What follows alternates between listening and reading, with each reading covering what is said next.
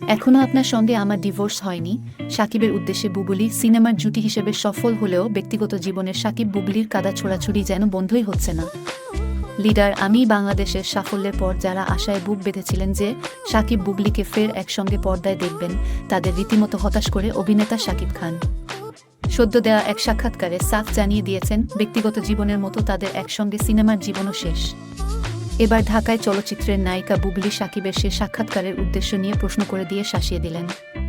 বুধবার ১ মে সকালে নিজের ফেসবুক পোস্টে বুবলি লিখেছেন, মিস্টার শাকিব খান, আপনার বিশেষ কিছু সাক্ষাৎকার খুব অপরিচিত লাগে, কেমন যেন বাস্তবে দেখা আপনার সাথে মেলে না। আপনি কি সবসময় সজ্ঞানে কথা বলেন নাকি অজ্ঞানেও মাঝে মাঝে কথা বলেন? নাকি আপনার হয়ে আপনার একান্ত মুখপাত্ররাও কথা বলে? কিছুদিন পর পর হঠাৎ করে আমাকে নিয়ে আপনার এরকম নিউজ দেখে খুব অবাক হয়ে ভাবি হচ্ছেটা কি। শেহজাদের মুখের দিকে তাকিয়ে আপনাকে নিয়ে অনেক কিছুই বলতে চাই না, এড়িয়ে যাই, কিন্তু আমার ছেলের সম্মানের জন্য যদি মা হয়ে আমাকে কথা বলতে হয়, সময় হলে আমি অবশ্যই বলবো। আমরা জাস্ট একটা সুন্দর ঈদ কাটালাম, শেহজাদকে সহ একসাথে ঈদ কাটিয়েছি, গাড়িতে ঘুরেছি, গান শুনেছি, আপনার আপকামিং মুভির ঈদ নিয়ে গানও শোনালেন, আপনার জোকস শুনে হেসেছি, একসাথে খাবার খেয়েছি, আপনাকে খাইয়েও দিয়েছি, গল্প করেছি।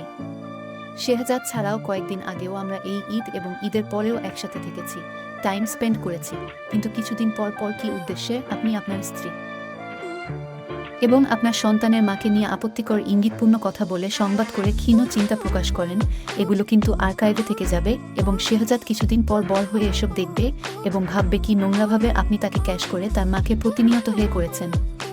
বুবলি সাকিবকে উদ্দেশ্য করে আরও বলেন, আপনাকে তো কোথাও কখনো অসম্মান করিনি বা অসম্মান করে কথা বলিনি, বরং যে কোনো অবস্থায় আপনাকে সম্মান দিয়ে পাশে থেকে নানাভাবে সাপোর্ট দিয়েছি।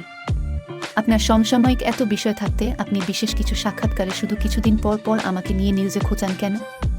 উদ্দেশ্য কি? আগে তো কখনো এরকম করতেন না। নাকি আপনার বিশেষ সাক্ষাৎকারে আর অন্য কোনো বিষয়ে তখন একান্ত মুখপাত্ররা পাশে থেকে কেউ ডাবিং করে দেয় না?